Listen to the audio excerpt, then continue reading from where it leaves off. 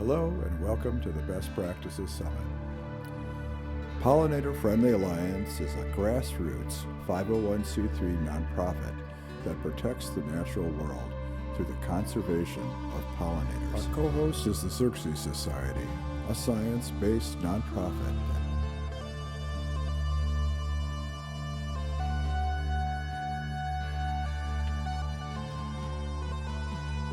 Well, again, thank you so much for the invitation and to be a part of the illustrious speakers at this conference. Really appreciated hearing Dan's talk about what's going on with restoration of land, because that's what this is all about.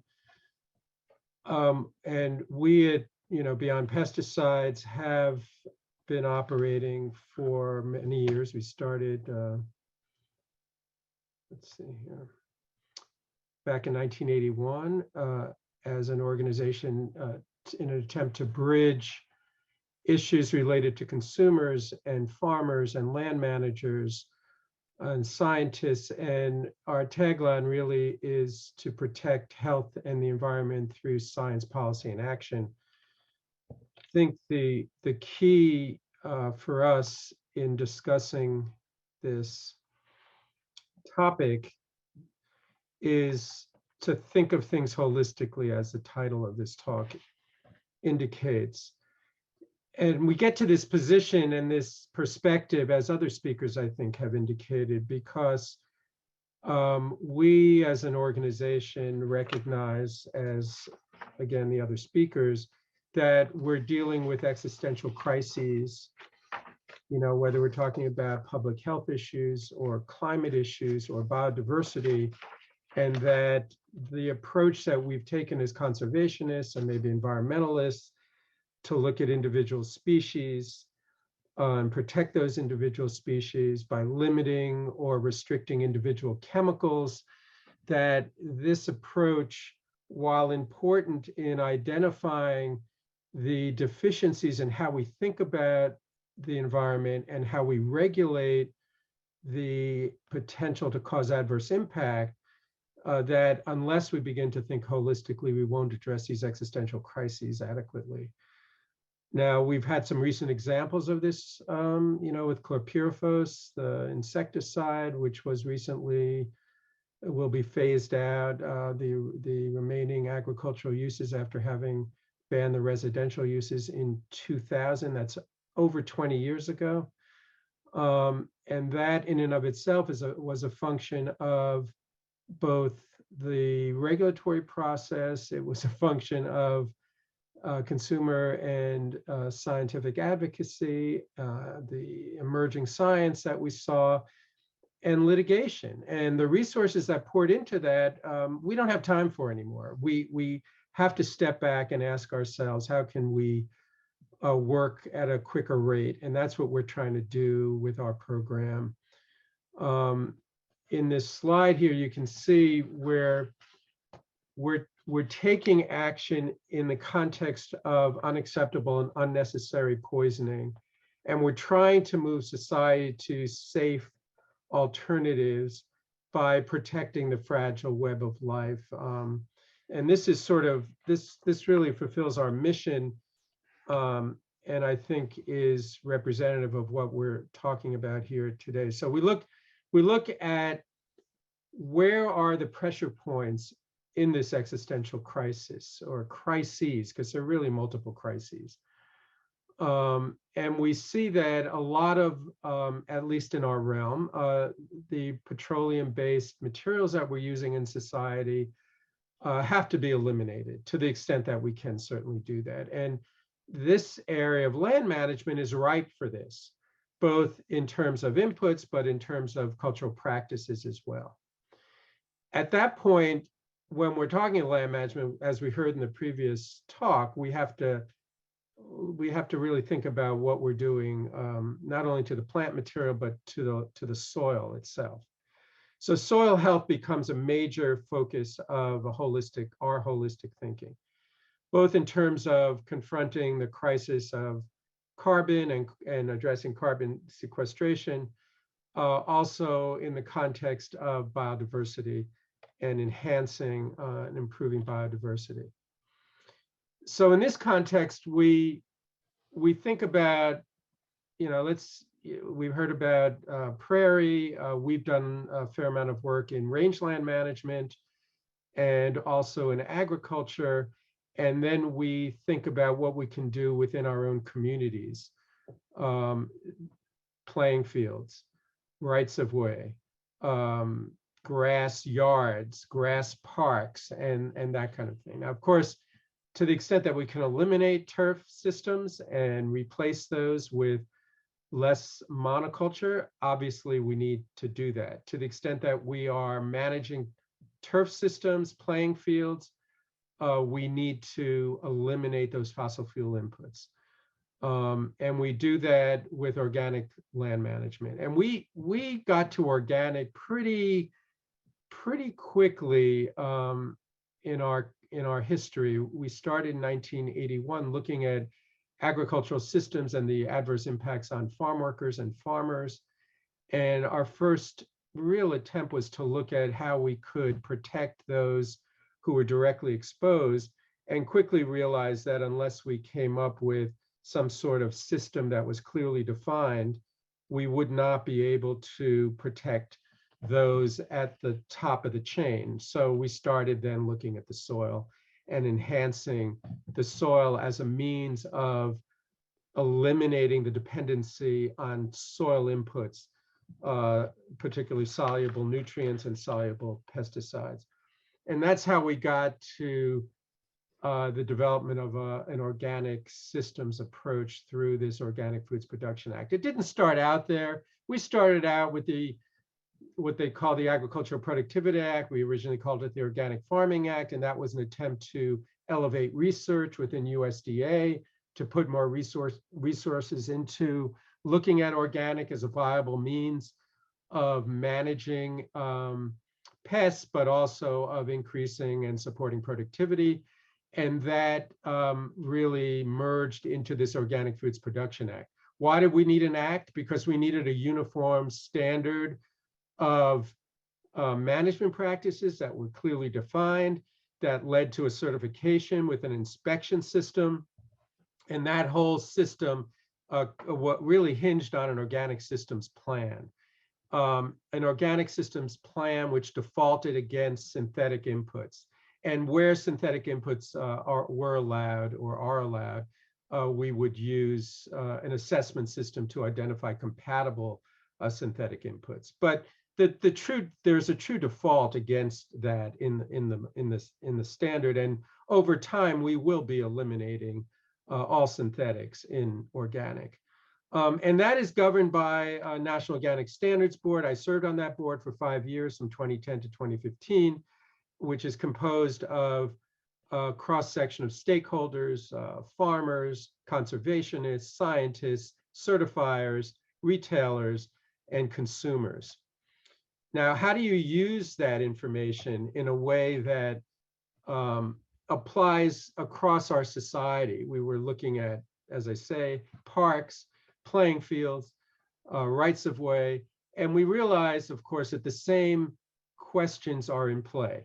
How do we manage those natural spaces or those managed spaces in a way that is not reliant on these inputs that are having devastating impacts? Biodiversity, as we say, climate, and public health. So clearly with the Organic Foods Production Act, we needed to create a definition, a prioritized system, a system of evaluating those practices. And we created this section of the Organic Foods Production Act, which really highlights the organic plan, and in so doing, highlights the need to, as the law says, foster soil fertility. And it's soil fertility both through management practices, rotations, and soil fertility practices. The USDA took that statutory mandate and converted that to a rule, the final rule, the first rule. And in that rule, it said that a producer must maintain or improve the physical, chemical, and biological conditions of the soil. And that's really our jumping off place for this discussion. The soil is our focus. Whether we're talking about a playing field, an agricultural field, prairie restoration, rangeland management, rights-of-way management, we're talking about the soil. It starts with the soil. We recognize, though, at the same time, we have to define allowable materials. There's no question. We have to say, well, we need an input for improving fertility with management practices. We need to feed the microbial life in the soil. How do we do that? We may even need a pesticide from time to time. What is the compatible material? And this is where the allowed materials list comes in, which again is a statutory provision in the Organic Foods Production Act. We borrow from that list, which is vetted on a 5-year sunset cycle. We apply technical review documents. We evaluate this in accordance with modern safety standards, modern science. Science changes over time, as we've learned with COVID, and we apply that new science to the evaluation of these materials. We also utilize the EPA's list of exempt pesticides, and we evaluate those materials in the context of the statutory provisions in the Organic Foods Production Act. And then you can come up with an actual list of compatible materials. It's not like we're saying land managers don't have access to materials. And look at the list that we are tracking. This is not a static list. This is a list that's evaluated over time. It's a list that's maintained by OMRI and actually the state of Washington State. And this list is, and OMRI is the Organic Materials Review Institute, but that is not the total universe of materials. There could be other materials that comply with the statute that don't make it to the OMRI list. Hopefully over time, OMRI will capture all the materials. But right now, if you go down to a local retailer, you can see a lot of products on the shelf that have that OMRI seal, just like when you go down to the grocery store and you see USDA certified organic. So, these are a range of inputs that we've looked at. They're fungicides, they're herbicides, they're insecticides, and these are compatible in organic systems. We created, we converted this to a plan to work with the actual retailers. And we actually have a video on this webpage, which I'm not going to play right now, unfortunately. Go to the well-stocked hardware store on the Beyond Pesticides website. You can just Google Beyond Pesticides well-stocked hardware store, and there's a 5-minute video, and you can see how this is not theory. These guys in York, Maine, Eldridge Lumber and Hardware took this information and converted it to aisle 25 in their Ace Hardware store. What are the materials that go into producing a system? But the first thing you see when you go into aisle 25 is a place to do a soil test. And how do you do a soil test? Where do you submit the soil test? How do you evaluate what inputs you need to your soil system? And I'm not going to play that. And so we then take what is essentially a consumer interface, and we convert that to what municipalities can do on their own land. And this is where we created Parks for a Sustainable Future. And this is open to everybody. We're actually working with the Park Board in Minneapolis and Minneapolis School District, and we're working with parks across the country to take these concepts of organic that are embodied in the Organic Foods Production Act and the National List of Allowed and Prohibited Substances, and take those principles for soil management and utilize that in the context of the urbanized residential environment. So we have this page on our website that explains how communities are getting involved to adopt these practices on their public lands. Now, a little side note here that there are 6 states that allow their local jurisdictions to restrict pesticides on private land in addition to public land. So in effect, the other states, the other 47 or so states that have adopted laws at the state level to restrict their local jurisdictions have preempted their jurisdictions from restricting these inputs on private property, which is unfortunate because, as you all know, when you apply a material to a landscape, if it's your own private property or it's a public landscape, it doesn't stay on that landscape. It can drift through the air. It can run off into waterways. It can affect bird populations. It certainly affects pollinators that are moving in that region, in that area. And so, a side note here is that we are working to reverse preemption in all the states because we need to protect our local ecosystems. And the best way to protect our local ecosystems is through our local governance structure that we have here in this country. So parks are moving in this direction in a number of communities.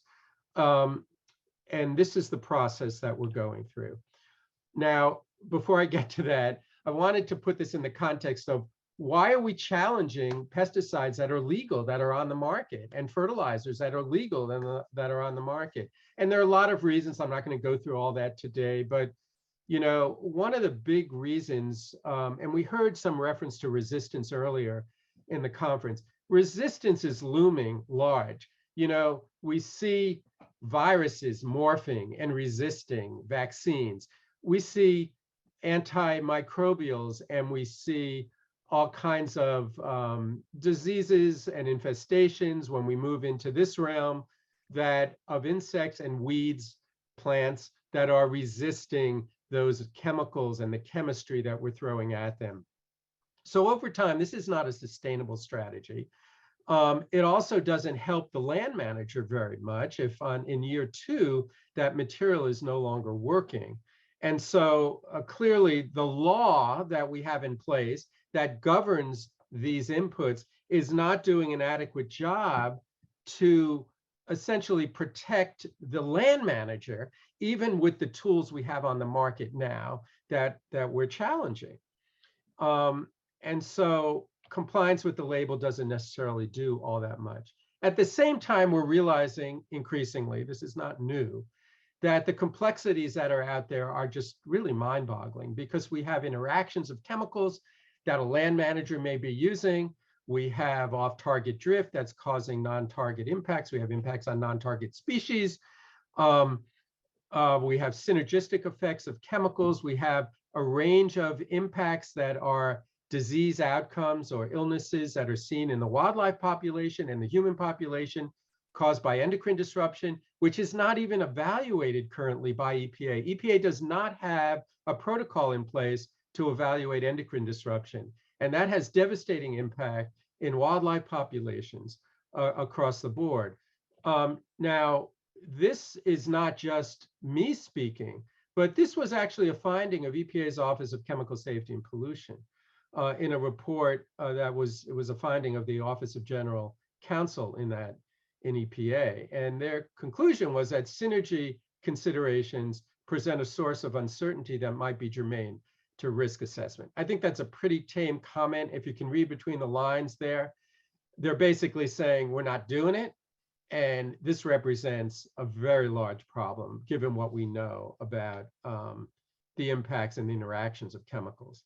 So there are a lot of reasons, aside from the efficacy of a management strategy that is wholly reliant on chemical inputs, there are a lot of reasons to move away from this. And this is why park districts who are governed by city, county councils represent really the bulkhead, the cutting edge of where we can intervene in protecting biological systems, biodiversity, pollinators, public health.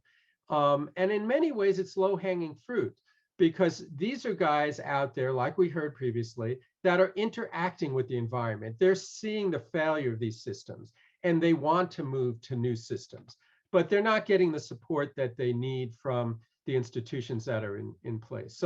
So we move from that system that has really failed us under pesticide regulation and pesticide law, and that's under the Federal Insecticide, Fungicide, and Rodenticide Act, as that slide earlier showed. And that risk assessment system, which we were taught in school, would be a scientific process that would fully evaluate the allowable levels and the threshold exposures and the interactions, the vulnerable populations. We'd be able to set maximum contaminant levels. We'd be able to set safe drinking water levels. impacts on biological systems. We'd be able to protect endangered species. And we'd do this through risk assessment. And we'd have all this data and we'd calculate an acceptable level of risk. Now, we actually, in our early years, we had very, very severe differences on what is an acceptable level of risk. Is it 1 excess cancer per million population? Is it more than that? What is an acceptable rate of autism in society? Or what is an acceptable rate of any level of harm, really, that we're dealing with? But the key here is that we found out, as the Office General Counsel told us that we have degrees of uncertainty, even in the best of practices, the best practices under risk assessment. And so we quickly moved to what we instinctively do as parents. We moved to a precautionary approach. This is actually codified in Europe in a much more rigorous and robust way. Much more, I shouldn't even say that, because we don't do precautionary in the United States. And to do a precautionary approach really requires a holistic analysis. Before I get into what that really means in a technical way, I just want to use the slide. Many of you who've heard me speak before know that I always use this slide, because it really shows the holistic thinking that goes into those materials on the national list. This is something we are charged with doing at the National Organic Standards Board level. That is, thinking holistically, not just what are we doing on that site where we're managing a soil system or a plant system or a biological system. What are we doing when we make the choice to purchase an input? How is that input produced? Is it mined?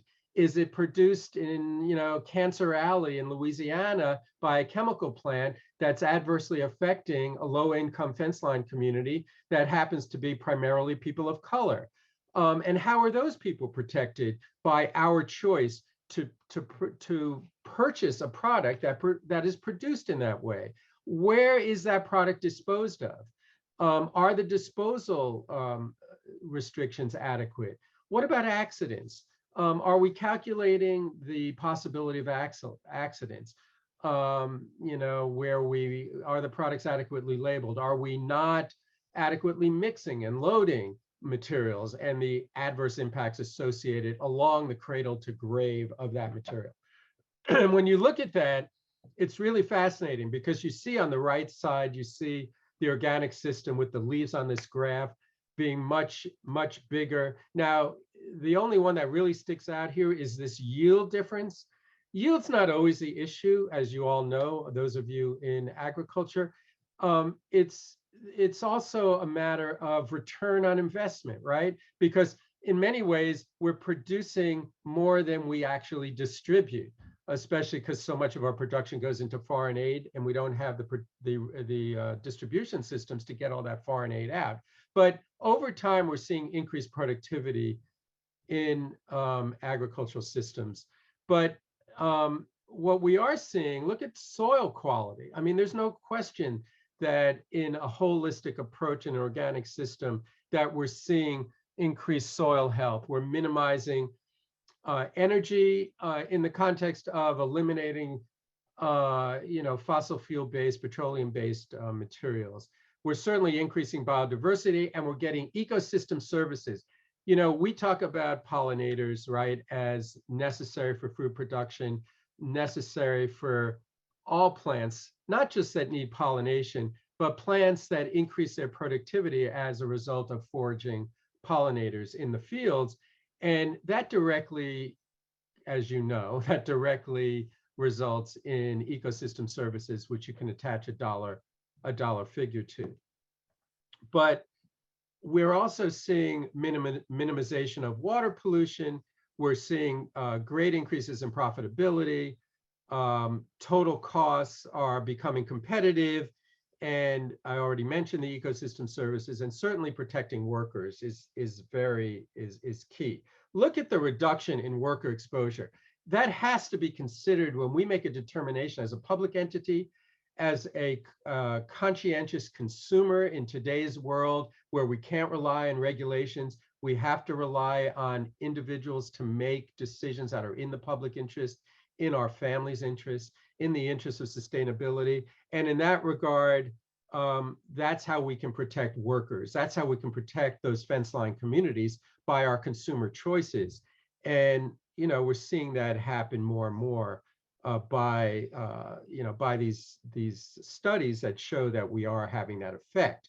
And then, of course, the minimization of toxic inputs.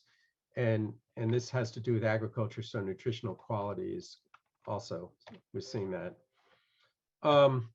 So now we shift to organic integrity, and how do we actually take these concepts and the knowledge that soil management is where it's at, and what will really bring us through these crises to an end result that is sustainable. We have to think about organic integrity, and what role do we play as land managers, as people that are concerned about how we move into this new age.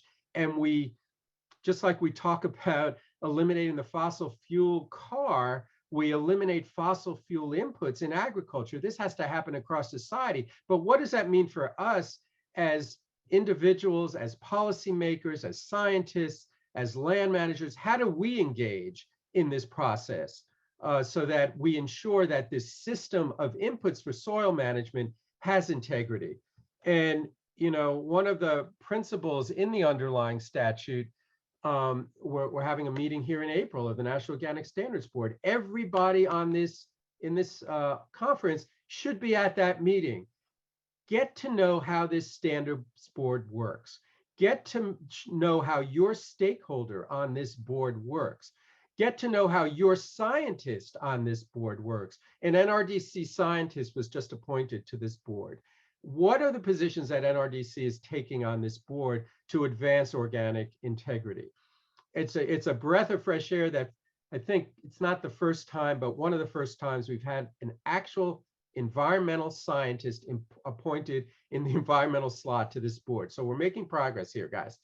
And you'll see in this process that it is rare for any of us that have participated in the regulatory process to see a democratic decision-making process with stakeholder engagement, where we actually have 6 people out of 15, 6 environmentalists, 6 conservationists, 6 consumers, and then now 1 scientist. So that's 7 out of the 15 people, and farmers, organic farmers. You know, that has a range of definitions in there, right?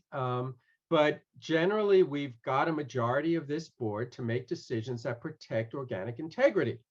So get to know this board. You don't have to speak at this meeting, at your first meeting, but get in there and see how this board works and is applying science or not to these standards.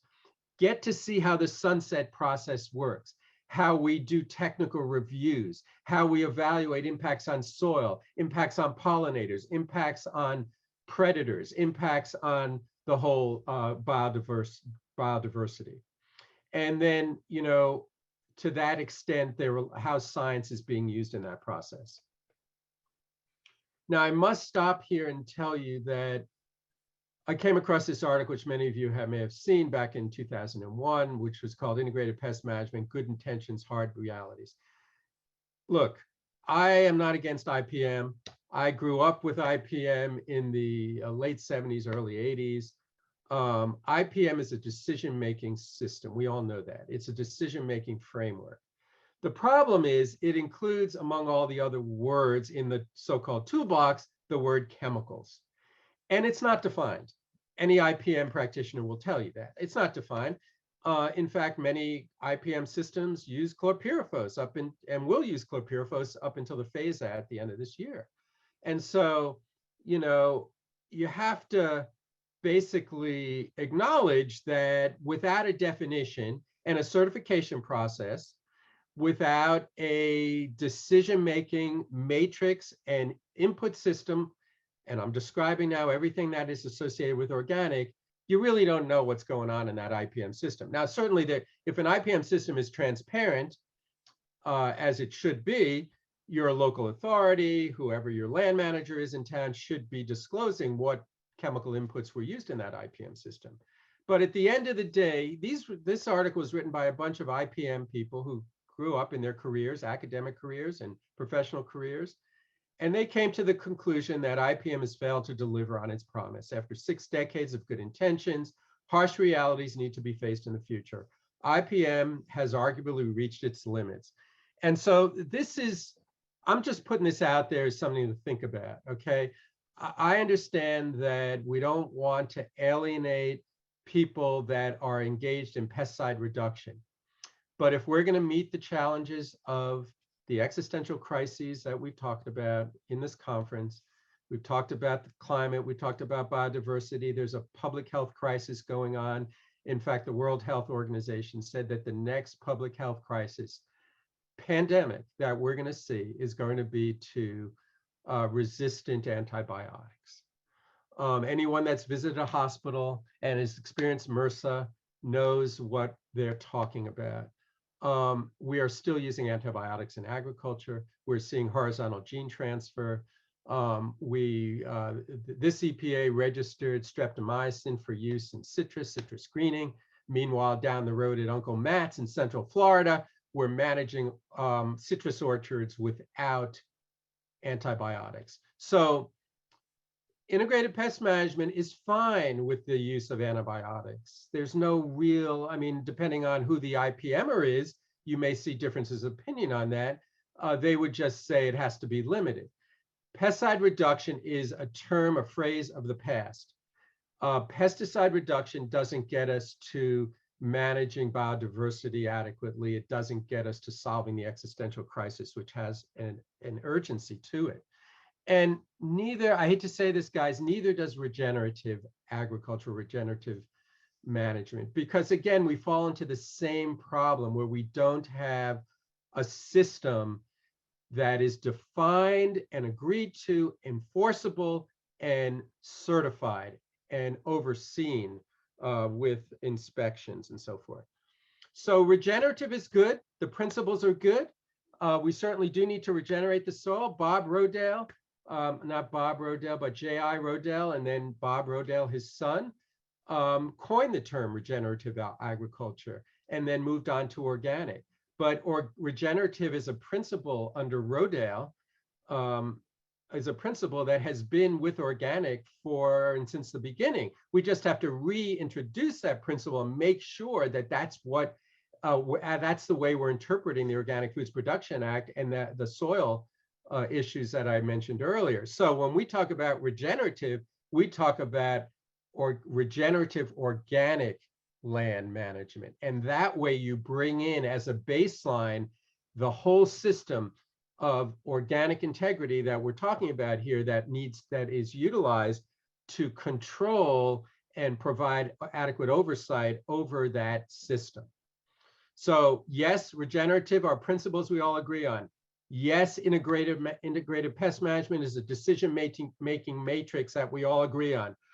You can integrate an IPM system where you look at cultural practices and inputs, and you do your monitoring, and you look at your threshold adverse impacts, and you just eliminate or you codify the organic standards around the allowable materials in that IPM system. And then, yeah, we don't have any problem with that. Okay, so how do we go about doing all this? We approach a city council, we approach a parks district, we talk to a school district, we talk to homeowners. Where do you begin? Well, if you go back and watch that video, you'll see how the hardware store does it. A well-stocked hardware store, Beyond Pesticides, Google it.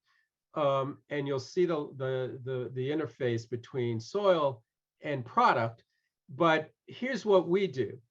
We talk to the city, we talk to the county, and we say, we can work with you and help go through this transition. Because, the guys they've hired are trained to open the bag and apply the materials. They use pre-emergent materials, pre-emergent herbicides, they're mixed with synthetic fertilizers, and they apply it on a calendar. And that's what they do.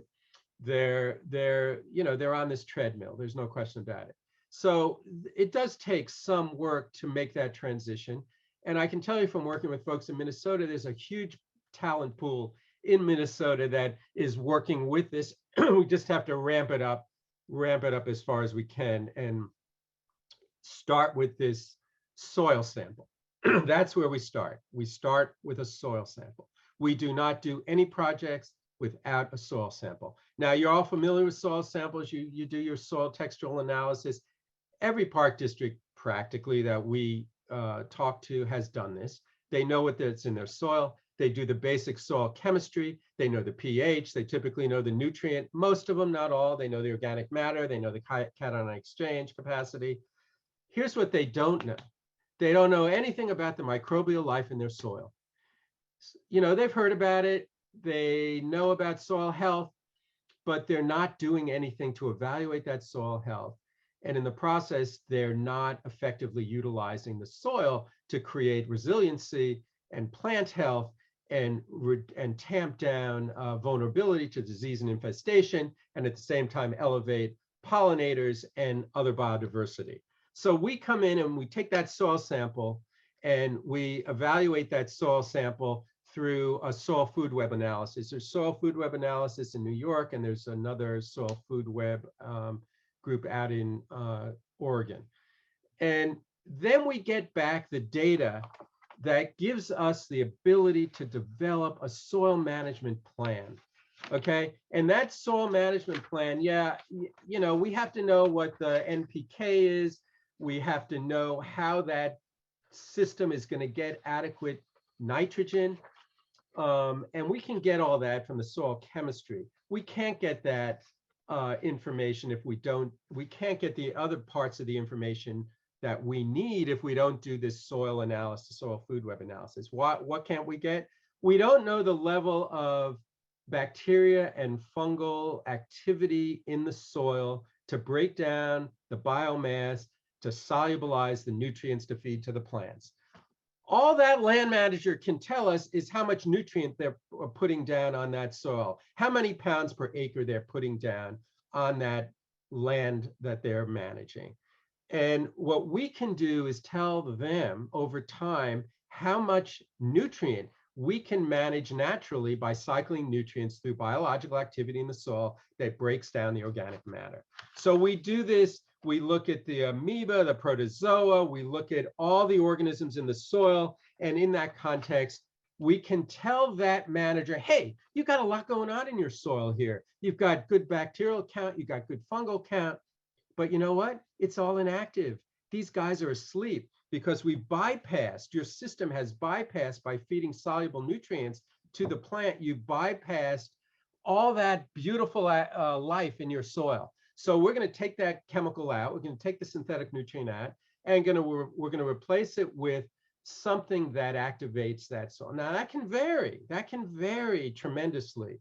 If we're in a situation like we were over here, this is a site in Minneapolis. Actually, we had a whole bunch of good organisms in the soil, but they were inactive. So what we needed to do is provide some carbohydrate and activate that soil, activate that biology. And, you know, that's as cheap as some horticultural molasses. I mean, some of this is relatively simple in that respect. Other times we arrive and there's no biological life in that soil. And that's where we have to bring in compost material. We're bringing in compost that brings in the soil life with the compost. We could, you know, if you know, for whatever reason, we might decide we're only going to bring in the microbial life, we could do a compost tea and just bring in the microbial life through that compost tea. Compost is a whole nother side topic, which we're not going to discuss today, but there's compost and there's compost. And we have to, as many of you know, we have to test that compost. We have to know what's in it. In terms of the biological life, we stay away from biosolids for a lot of reasons, including the more recent news about PFAS contaminating it, but they're pharmaceuticals, they're heavy metals. We have to evaluate that compost clearly for all those unwanted materials that are in there. But essentially, when you are able to, when we can identify the compost material, you know, it is what is needed in certain circumstances based on the soil food web analysis. the beauty of this, as we get the community engaged in this conversation, we realize very quickly that we can do our own composting in our county, in our city, and then we can control what goes into that compost, whether it's yard waste, what's in the yard waste. That's a whole nother subject. If I'm in Montgomery County, Maryland, or I'm in Portland, Maine, where we have banned the inputs, the toxic chemicals, then I can be assured that I'm not going to have these residual chemicals in my compost material. But as I said earlier, most of our communities are not restricting what goes on private property. So it becomes very important when we talk about compost to engage in that conversation.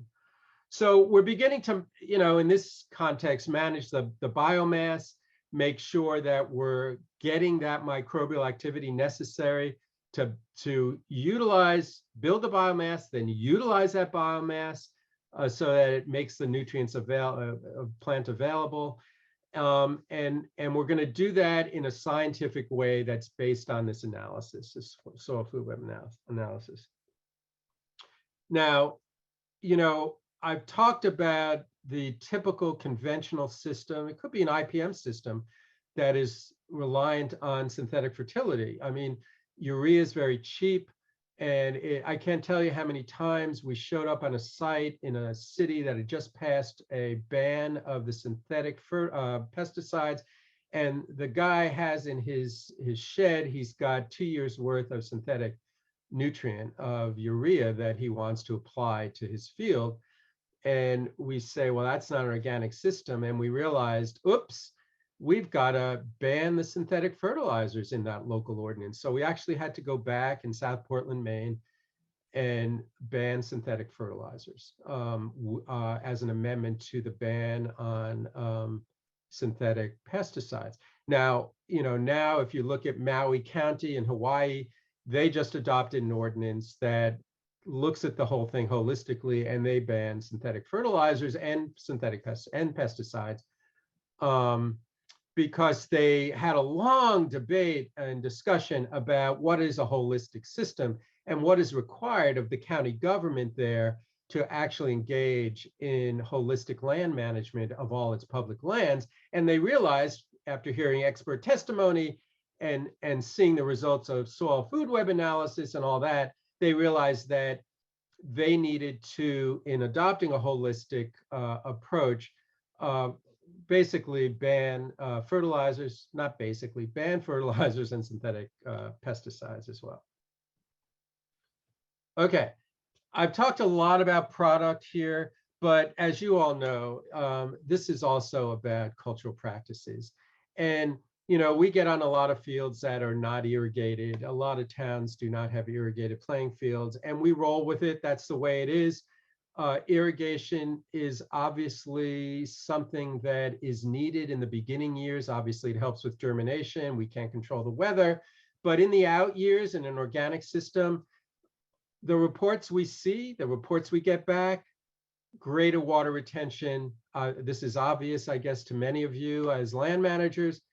Great water retention, and so we're not really needing to irrigate in those out years. But in those early years, getting germination when you need germination is important. Cultivation is important. When we're talking about a playing field, we're talking about a system that is beat up on a daily basis, high stress, soil compaction, and we need to get some air in that soil. Now, over time, as we get the microbial life in that soil really humming, we're going to see a much more resilient, and we do see soils that stand up to compaction much better. And we also are finding that with higher degrees of microbial inoculation, that we do less aeration. So I know I'm going to get a question about, no-till and all this. We've perfected this in agriculture. We've got good no-till systems that are organic. We're not doing soil tillage like we used to as much. And the same thing is true on a turf system. But, where you've got a compacted soil, we need air around those soil particles. We need them to be surrounded by air. And that is, we need to get soil in that aerobic system, in that aerobic soil system.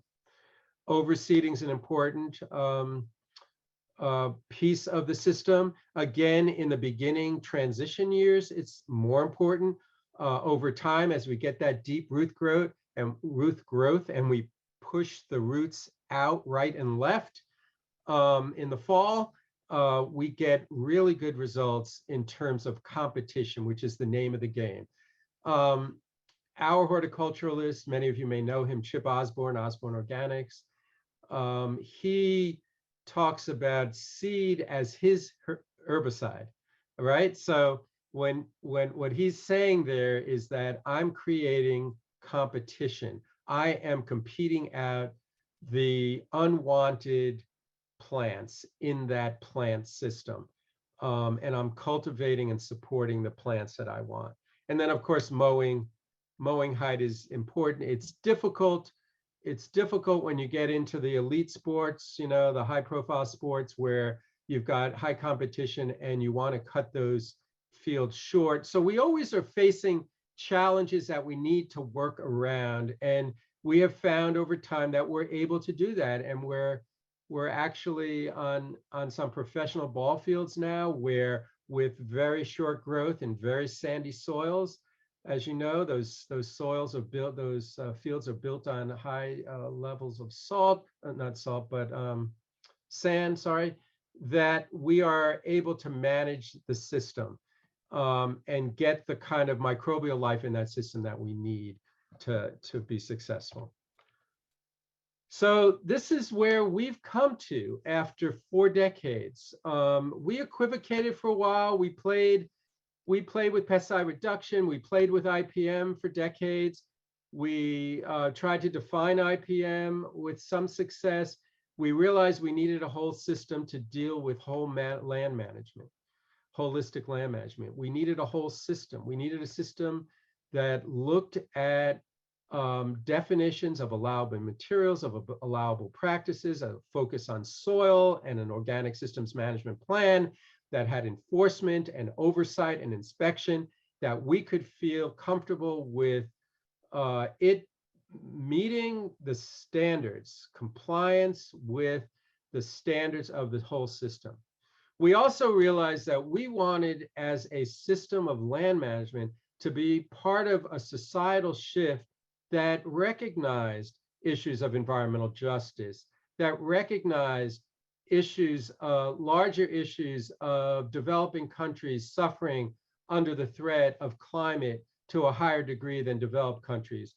And that we, in our practices, in moving industries that, you know, wittingly or unwittingly have contributed to the crises we're facing, that we could really be a part of the solution in the daily decisions that we were making as consumers and that we were making as local jurisdictions and elected officials, working with scientists in the communities through you know, academic institutions and the actual practitioners that have, you know, educated themselves and taking these issues on in a great way. So the solutions are there. We can put them into practice. They're viable. We have another fact sheet I didn't show you that talks about cost competitiveness, but a topic for another day about the true cost of food and the true cost of land management. We've got to compare apples and apples. We also have to factor into our analysis of cost whether we will actually be able to correct problems now at this stage of humanity. Will we be able to course correct, no matter how much money we have, from the fires and the flooding and all the existential crises and the biodiversity collapse? Will we be able to correct our course in that situation? And how do you assign an economic value to that? So as we sit down and budget, which I know is always a difficult thing with local governments, it's very difficult. As we budget at our state level, federal level, and in our local communities, we have to think differently about cost and whether cost is really defined by whether we can solve a problem that is coming at us and is clearly defined. So that's my rant for today, guys. I really appreciate you listening. Please contact us about our Parks for Sustainable Future and our organic land management. Go to the next National Organic Standards Board meeting. Google the National Organic Standards Board next meeting in April. You can get on. It'll be a virtual meeting, this next meeting, and engage with our organic integrity and land management decisions. Thanks so much.